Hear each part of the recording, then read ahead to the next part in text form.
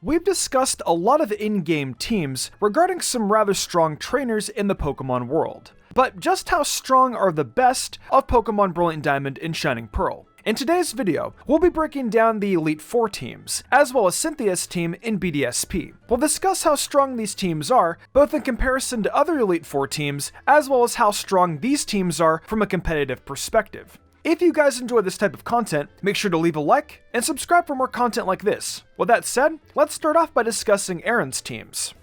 So Erins Team starts off with Dustox, Beautifly, Vespiquen, Heracross, and Drapion. Starting off with the obvious, Erins Team is basically a bug-type team with the exception of Drapion, which at least used to be bug-type with Skorupi.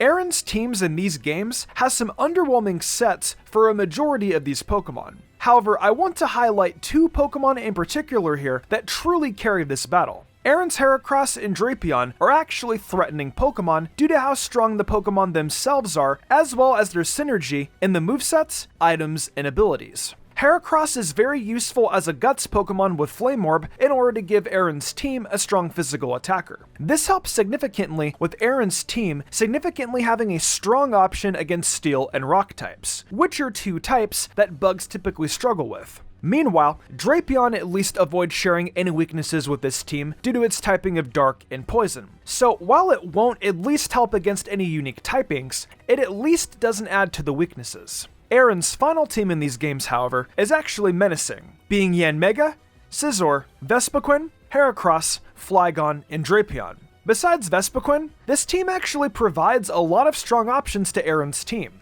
The additions of Flygon, Yanmega, and Scizor all actually help significantly with synergy on this team. Scizor and Flygon both offer some strong options around common bug weaknesses, with Flygon giving this team a resist to fire and rock. Meanwhile, Scizor is a strong offensive counter to rock types. This team is also properly invested, with everything investing in the main offensive stat with the full 252 EVs, alongside another 252 in either HP or speed depending on the Pokemon. All of Erin's Pokemon have strong abilities, such as Speed Boost Yanmega and Technician Scizor. This, quite literally, is the strongest possible bug-themed team I could think of, besides changing out Vespiquen for Venomoth. However, I understand wanting to keep Vespiquen as it's the only fully Sinnoh bug type. So let's compare this team among other first Elite Four member teams. Despite Bug being a pretty bad typing to base a team off of, Erin's final team actually has a strong presence in my opinion. A lot of the first Elite Four teams, actually shockingly enough, don't really hold a candle to this somehow. Teams like Lorelei's, Will's, and Sydney's teams, even at their peaks, actually are really lackluster. The best of these would probably be Sydney's Oras rematch team. However, most of this team has rather unimpressive movesets. Things such as Mandibuzz and Sharpedo on Sydney's team actually are massive missed opportunities, as Mandibuzz is a 3-attack set, meanwhile Sharpedo is Rough Skin, with Slash as one of its moves. This somehow would probably be the best Elite Four team besides Erins, sadly. However, we still can compare to regions such as Unova and Alola, where the Elite Four is in any order. Among the Elite Four members you can battle in any order, these regions most likely fill their teams with unimpressive Pokemon, such as Drazna's team in X and Y having an Altaria, or Grimsley's best final team having a Houndoom still on it. Overall, Erin's final team is probably the strongest among first Elite Four members, with the best competition coming from the final Challenge Mode teams from the Black and White 2 Elite Four. This is arguably incomparable because Erin's meant to be the weakest. Meanwhile, these teams are meant to be an equal playing field of trainers you can fight in any order. Up next, let's get into Bertha's team. Bertha's team consists of Quagsire, Sudowoodo, Golem, Whiscash, and Hippowdon. This is a rather smart team, being one of the few in-game teams ever to truly utilize well-built bulky Pokemon. With Pokemon such as Quagsire and Hippowdon utilizing actual recovery moves, I think Bertha's team was well built in order to capitalize on the defensive purposes of a ground-type team. Not only this, but Pokemon such as Sudowoodo and Golem are able to take on the flying types who would otherwise be an issue for ground attacks, as they're not only strong against flying, but also resistances to the typing. Golem probably is my favorite Pokemon here, considering it's actually taking advantage of Rock Polish and Sturdy, being able to potentially pull off a mini sweep. The items here are okay, with the best item synergy going to Quagsire with Leftovers, and Hippowdon with Chestoberry to synergize with Rest. Overall, I think in comparison to what this team could have been, I actually am rather disappointed with how this team ended up turning out. Luckily, Bertha's rematch team actually does provide an actual challenge here. Bertha's rematch team consists of Whiscash, Gliscor, Nidoking,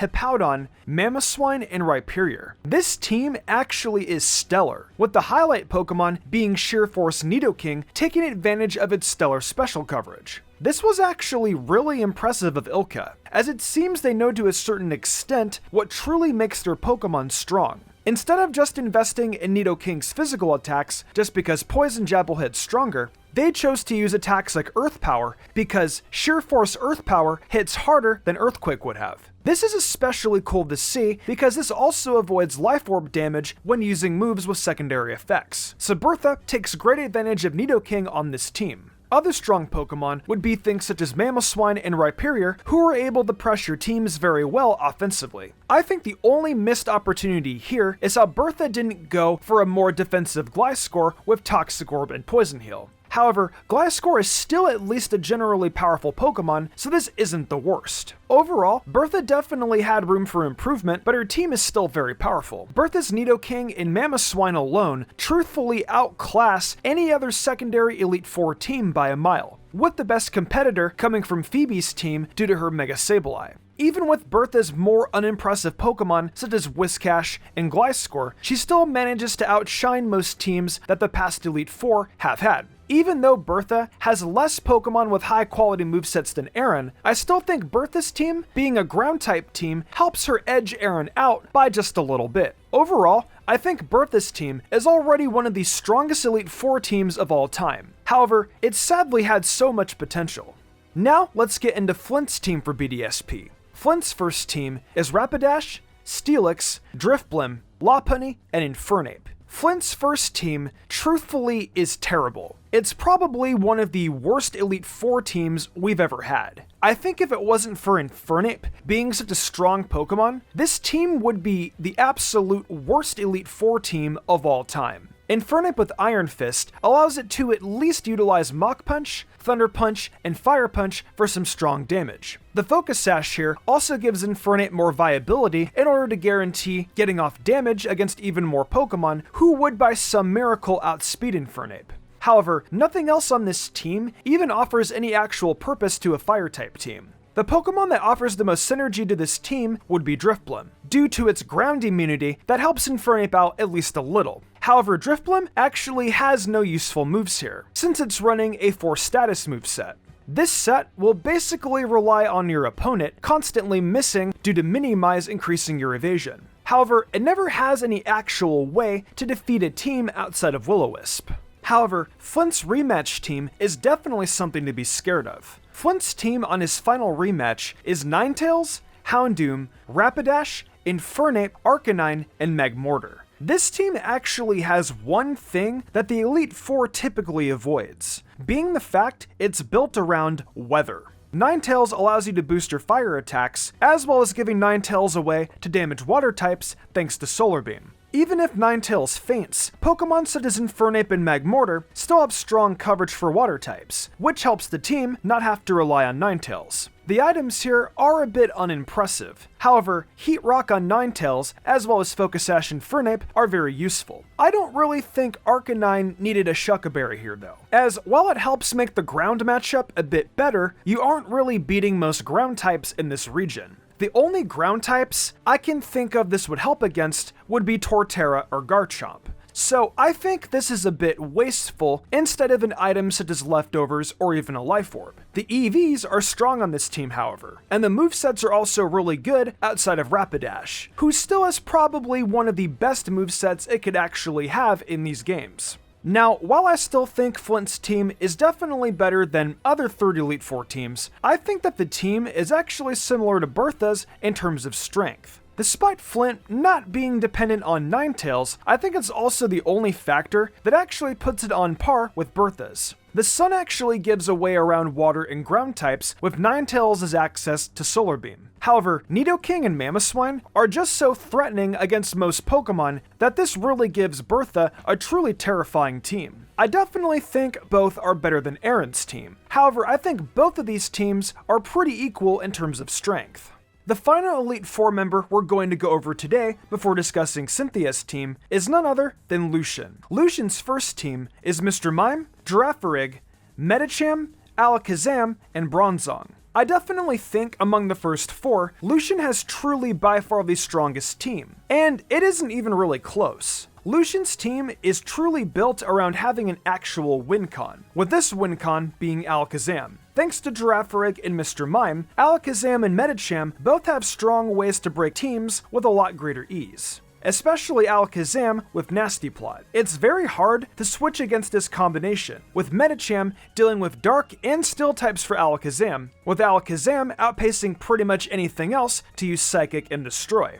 Not only this, but Alakazam has Magic Guard for an ability, which allows it to use the Life Orb it's holding without taking damage. Even if both of these Pokemon faint, Bronzong is able to click Trick Room and go for a slower sweep in order to get past the opposing team. Medicham being a brave nature also helps giving Lucian a backup sweeper under Trick Room, which only makes Lucian's team that much more terrifying. Lucian's strategy is basically the same in the rematch, however it's done by a far stronger degree. This team consists of Mr. Mime, Espeon, Bronzong, Alakazam, Slowbro, and Gallade. Lucian not only opted for screens and Trick Room like last time, but he also added Slowbro to this team in order to give a bit more of a defensive backbone. This is huge, because Slowbro gives the team a strong fighting switch in order to take advantage of the defensive purpose a Psychic type can provide. Gallade basically fills the same role that Medicham did for Lucian's first team. However, I will admit that Medicham was probably the stronger option. If Medicham just went for a jolly max speed set, this would have been able to have stronger coverage overall for Lucian, while also hitting a bit harder overall. This isn't the biggest deal, however, because Lucian's team is really obnoxious. Comparing Lucian to other Elite Four members, Lucian not only has one of the most threatening monotypes, as well as one of the strongest teams overall,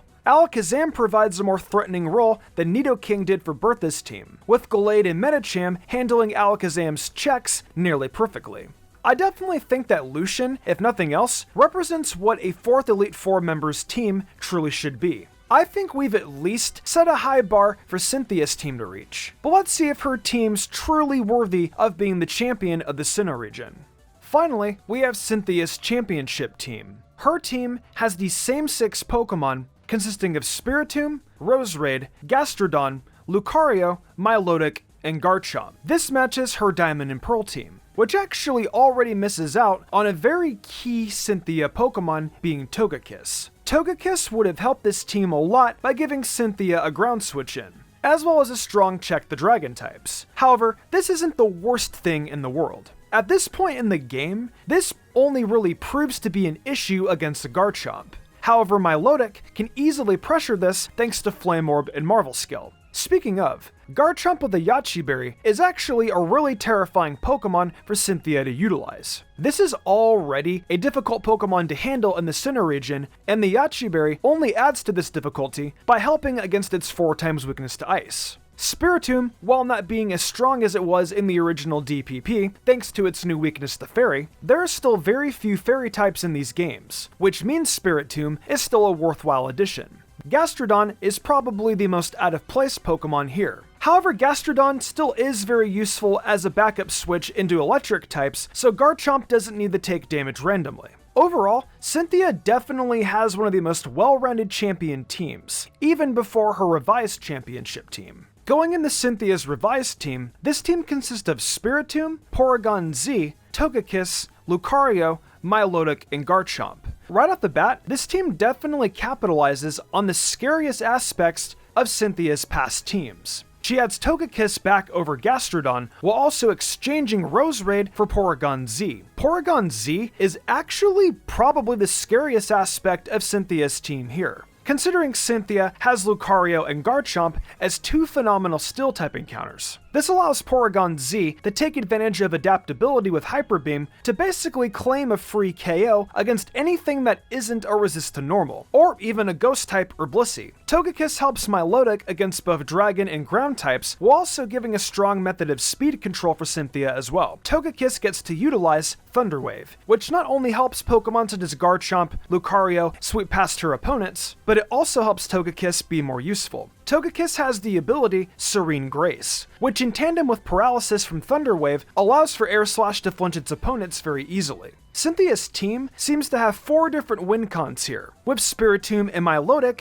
being useful for the early game. I can't even think of a comparison among the champion teams, but I'd say Leon arguably has the best chance against her best team. This is mostly due to how threatening Pokemon such as Aegislash, Dragapult, and Gigantamax Charizard are. However, Leon's team misses out on a lot of factors apart from Cynthia's team. Cynthia's team not only has items, but also strong EVs and IVs. Very few championship teams even utilize items or EVs. However, Cynthia's team actually also has very strong synergy among it. As I mentioned previously, Pokemon such as Garchomp and Lucario help assist Porygon Z. Meanwhile, Milotic is benefited from Garchomp and Togekiss, who are able to handle electrics and grass types for Milotic. Even compared to other high-level trainers from other games, Red definitely holds no chance against Cynthia's team, seeing as one of his Pokemon is Pikachu. So I won't even try to dive into this team. Overall, Cynthia has cemented herself as, in my eyes, the strongest trainer not only in the Sinnoh region, but also the strongest opposing trainer in the entire Pokemon universe. That's it for our video, discussing how strong the Brilliant Diamond and Shining Pearl Elite Four teams are. Overall, the Elite Four in these games are some of the most powerful among all the Pokemon games, with Cynthia proving to be the strongest opposing trainer of all time. What did you think of this video though? And do you think there are any trainers who could compete with Cynthia's final team? Let me know in the comments below. Hey guys, thank you for enjoying another Mystic Umbreon video. It's exciting times for the Pokemon franchise, and I look forward to the coming months where it just keeps getting better. I want to give a huge thanks to my phenomenal team, and for the amazing art done each week by Danny the Demon. I couldn't do all of this without them. If you guys are wanting some more bite-sized Mystic Umbreon content, please check out my TikTok, where I upload daily, as well as the Mystic Umbreon Shorts channel. If y'all enjoyed the video and want to see more content like this, be sure to leave a like, subscribe, and hit that notification bell. Be sure to leave a comment too, it really helps us out. I think it's time to wrap this up though. I'm Mystic Umbreon, and I'll see you next time with some more amazing Pokemon content.